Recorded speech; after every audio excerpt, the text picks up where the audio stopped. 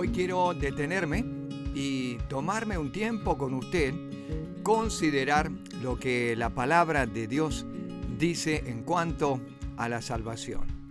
Me preocupó durante la semana encontrarme con algunas preguntas que surgían de un estudiante de la Biblia. También surgieron prácticamente con el mismo tenor, la misma manera o la misma intención de un profundo religioso. Ambos estaban deteniéndose sobre el tema, el aspecto de la salvación, pero estaban siendo conducidos por caminos equivocados. Sí, hoy quiero detenerme para hablar acerca de esas tradiciones religiosas que son muy peligrosas. Ya de por sí podríamos hablar de gente que obviamente la perdición no es un punto que consideran por su estilo de vida. Y digo, si no hay temor, si no hay búsqueda de Dios, si no hay intenciones de acercarse, de tratar de volver a restablecer una comunión con el Creador, obviamente esa gente no está dentro de este grupo al que quiero dirigirme, sino que me quiero dirigir a aquel grupo que sí está en el intento o está en un lugar y peligrosamente se queda en ese lugar.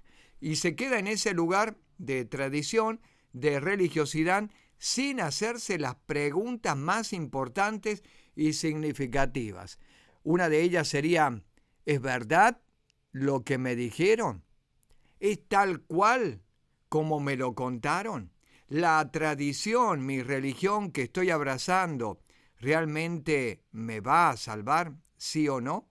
Bueno, estas preguntas, que no se hacen muchos, hoy la quisiera tener y compartir con ustedes por un momento. En el gráfico, en la imagen que dimos de presentación, encontramos a un hombrecillo parado con una lámpara de fuego en su mano dentro de una caverna. ¿Sabe qué? Este es el rito más antiguo acerca de la adoración o la búsqueda de adorar a ídolos o a dioses. De allí surge la palabra alabanza, que significa arrojar luz sobre. En esas cavernas o en esas grutas se ponían las famosas deidades, el ídolo a quien se quería adorar, y el hombre entraba con una lumbre, con una lámpara de fuego para iluminar, es decir, resaltar, hacer que aparezca la imagen de su Dios. Y ese era el concepto de alabar, mostrar, dirigirse a ese ídolo y hacer que ese ídolo tome vigencia, que aparezca. A partir de esa antiquísima tradición han quedado tradiciones como ponerle una vela a un santo o ponerle una vela a una virgen, prender velas. Esa misma tradición se repite en el paganismo y en el catolicismo romano por ya varios miles de años. Bien, eso que se repite y que seguramente se hace con una intención piadosa, podría pensarse que está ayudando, colaborando, ya sea a que sus muertos, propios o ajenos, encuentren un mejor pasar en el más allá, o que uno encuentre la gracia, eso que puede brindar esa imagen, ese ídolo, en favor de nosotros. Es decir, le ponemos velas y le pedimos a ver si nos complace, a ver si viene para nosotros con algún tipo de respuesta. Y estamos frente a una tradición que no hemos cuestionado, porque si hubiéramos investigado y hubiéramos ahondado en el tema, nos hubiéramos dado cuenta que peligrosamente estamos dentro de una práctica que no es bíblica, una práctica que no tiene nada que ver con el Dios de la Biblia, no tiene nada que ver con ello. Nos hemos acostumbrado a recibir cierta información, cierta verdad, que no tiene nada que ver con la Biblia. Usted habrá escuchado, por ejemplo, la famosa frase, porque Dios dijo, ayúdate y yo te ayudaré. Querido, querida, jamás está escrito eso en la Biblia. Nunca se escribió. Pero la imposición, la mentira, la repetición constante ha hecho grabar esto en los fieles y lo ha repetido tradicionalmente, generacionalmente. Y hoy usted puede hasta haber jurado de que eso era de la Biblia. A estudiantes de nuestro instituto le pregunté esta semana dónde estaba el versículo hasta que la muerte los separe. Porque es parte del protocolo o es el juramento, el pacto que se hace en un discurso de matrimonio, ¿verdad?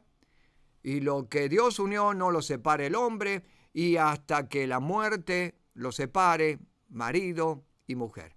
¿Dónde está ese versículo que hasta la muerte lo separe? No está, no existe en la Biblia. Pero tradicionalmente se ha fijado, y a hierro y a fuego, se ha hecho una marca muy fuerte que todo el mundo lo repite, y justo con esa repetición también está en la convicción de que, por ejemplo, hay un pacto que no puede ser violado, porque es hasta que la muerte lo separe. Ahora, ¿se ha cuestionado usted algunas tradiciones, algunas creencias? Mire, quiero serle franco, yo no he sido católico, apostólico, romano, jamás. Desde la cuna soy cristiano evangélico, pero desde los 15 años que me vengo cuestionando cosas de mi religión cristiana evangélica. Y la he cuestionado no a la luz de una experiencia personal, la he cuestionado por medio de la Escritura. Ahora, ¿qué dice la Escritura? Y es clara y va contra nuestra potencial salvación, o va contra la salvación que podemos obtener. ¿Qué dice la Biblia a favor de nosotros y de ser salvados? Acompáñeme para que vea cómo algunas tradiciones peligrosas lo pueden poner en serios problemas y eternos problemas si no las revisa a tiempo. Pablo le escribió a Timoteo y dice en su primera carta, en el capítulo 2 de Primera Timoteo, versículo 3 al versículo 6, lo siguiente, y quiero que me acompañe a leerlo. Porque esto es bueno y agradable delante de Dios nuestro Salvador, el cual quiere que todos los hombres sean salvos y vengan al conocimiento de la verdad. Porque hay un solo Dios y un solo mediador entre Dios y los hombres, Jesucristo hombre, el cual se dio a sí mismo en rescate por todos, de lo cual se dio testimonio a su debido tiempo. ¿Qué dice Pablo a Timoteo? Lo que dice es, hay una intención de Dios, es buena esta intención, y es que todos los hombres sean salvos, de manera que no todos los hombres son salvos, y los hombres no podemos dar por hecho de que son salvos, sino que Dios quiere, en su intención, lo que dice el versículo es que quiere que todos sean salvos, de manera que no lo son, pero quiere llevarlos a ese estado de salvación. ¿Qué más dice este versículo? Y que todos vengan al conocimiento de la verdad. Hasta allí la primera parte del versículo. Intención de Dios, nuestra salvación. Él lo quiere con todo el corazón. Segunda cosa que se ve allí en el versículo, a simple vista y usando el sentido común, es, estamos en el error, estamos en la mentira, necesitamos ir al conocimiento de la verdad. Hay peligroso adoctrinamiento. Hay un peligroso adoctrinamiento que no hemos cuestionado. ¿Por qué? Porque nos han enseñado así.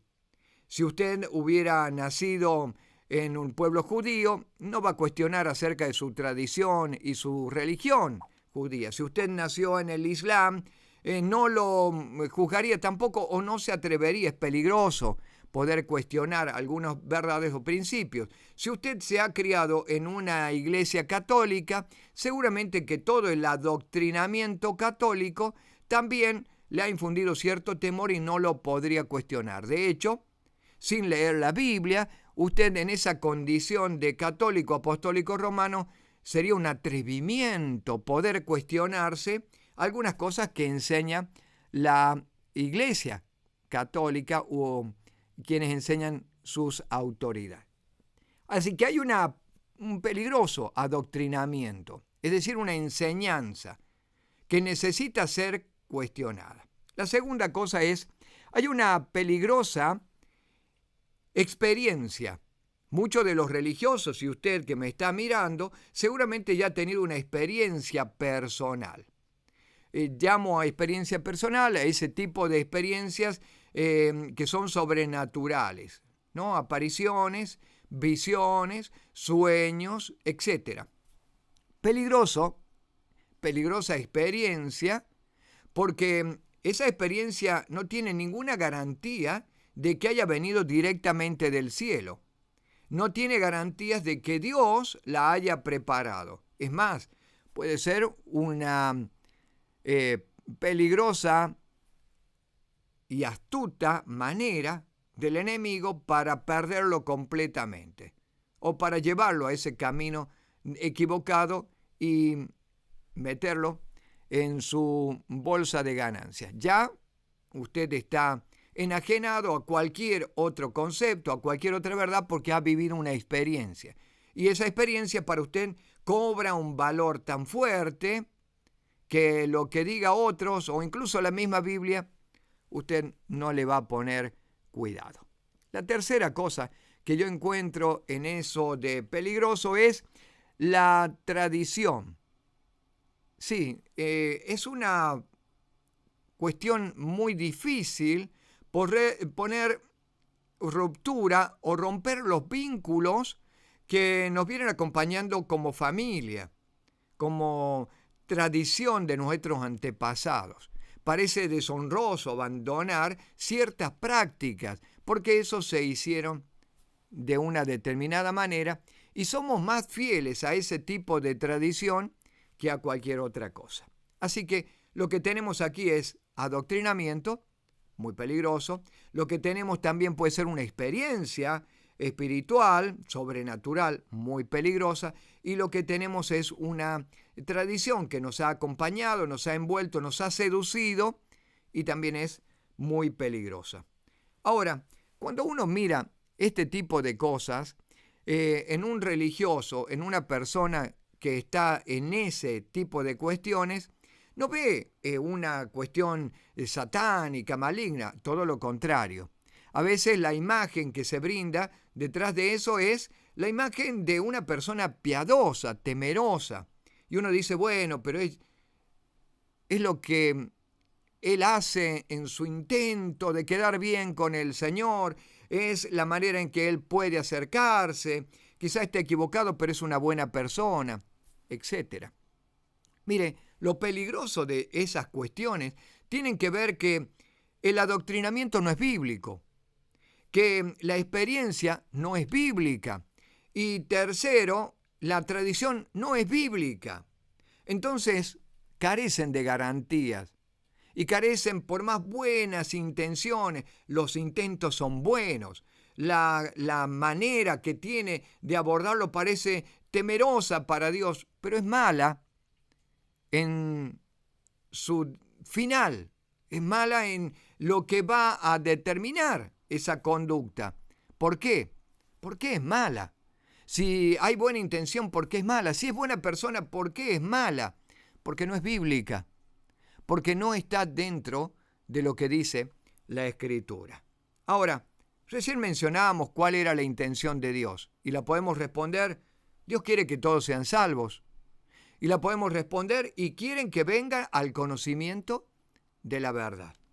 La segunda cosa que dice este versículo es porque hay un solo Dios.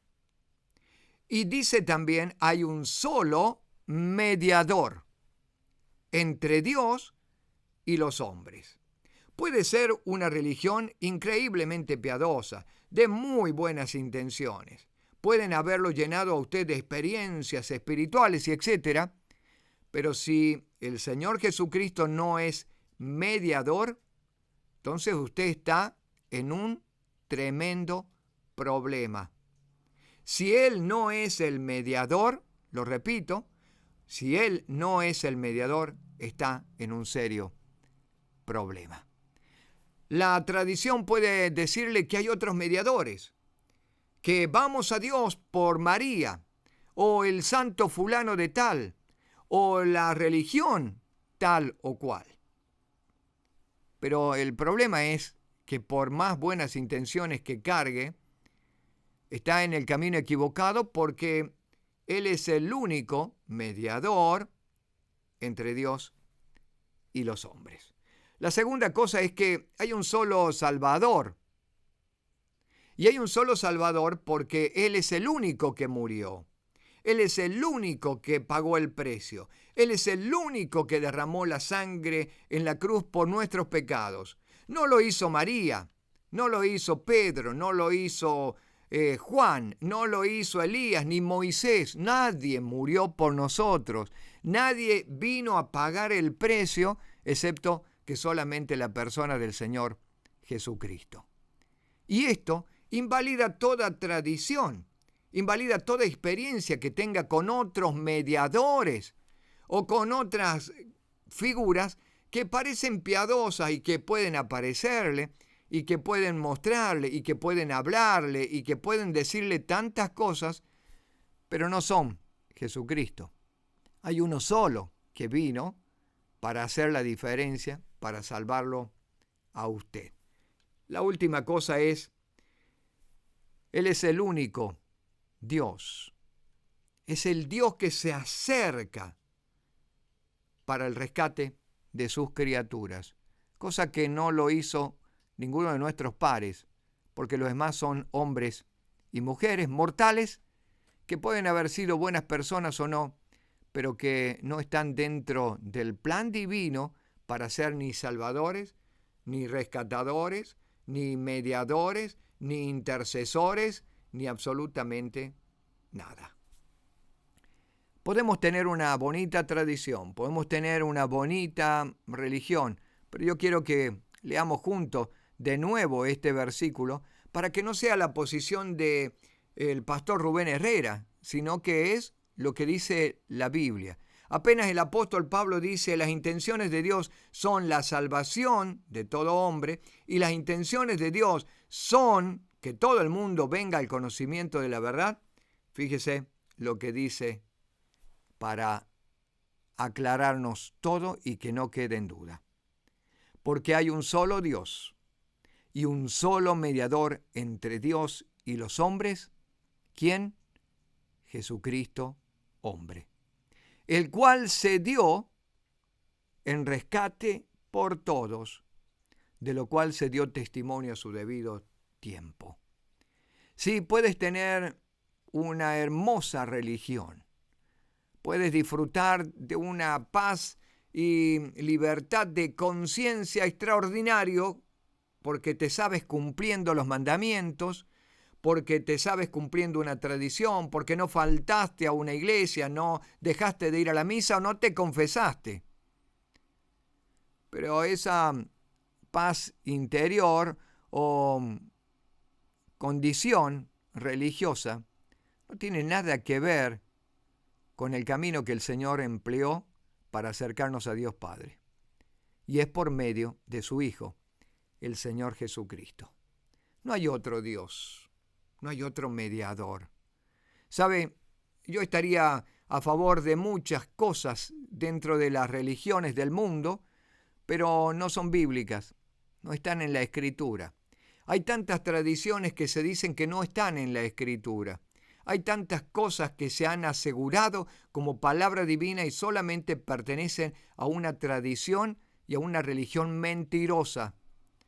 Y mi invitación en este día es que puedas cuestionarte las cosas más profundas de fe por una simple y sencilla razón. No para darme a mí la razón, ni la quiero tener, ni quiero ser el que gana en esta situación. Sácate la idea de la cabeza, no estoy en intenciones de ganar a nadie, de ganarte a ti, ni que mi posición sea la superior o la mejor. Lo que se está en juego es tu propia alma, y que si tú no la buscas, no buscas la verdad, y Dios quiere que encuentres la verdad, estás en serios problemas. Por más de que tu religión sea muy bonita y muy piadosa, pero sin Cristo, la religión no te salva. Y me dirás, pastor, pero bueno, ¿y qué hacemos ahora? Hay un solo Dios y un solo mediador. Hay uno solo que te puede conducir al Padre, y es aquel que murió y resucitó para salvarte. Y si hablas con Él, si le abres el corazón, si haces una oración de fe y le pides que entre en tu vida, que te salve, te perdone los pecados, Él te va a poner en contacto con el Padre y Él te va a salvar una vez y para siempre. Y si lo estás haciendo, me gustaría saberlo. También me gustaría saber que este mensaje te ha bendecido. Si ya conoces al Señor y si tienes al Señor en tu vida, me gustaría poder abrazarte en la distancia y poder acompañarnos juntos en el camino de la fe que hemos encontrado en la palabra. Escríbenos, mándanos un mensaje, comparte este mensaje también con tus amigos, con tus grupos. Será hasta nuestra oportunidad próxima. Que el Señor te bendiga.